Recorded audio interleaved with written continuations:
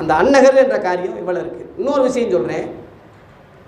வெளிப்படுத்தல் 14:4 ஸ்திரீகளால் கரைபடாதவர்கள் நாங்களே, கற்புள்ளவர்கள் நாங்களே அப்படி சொல்கிறாங்க இல்லையா? அதுக்கு நாங்கள் சொல்கிறாங்க இல்லையா? அதுக்கு ஒரு விளக்கம் என்ன சொல்கிறேன்னா, ஸ்திரீ என்பது வேறு, ஸ்திரீகளால் என்பது வேறு.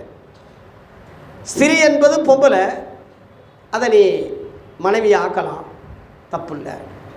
ஸ்திரீகளால் என்பது அநேக பொம்பளைகளை நீ மனைவி ஆக்க முடியாது.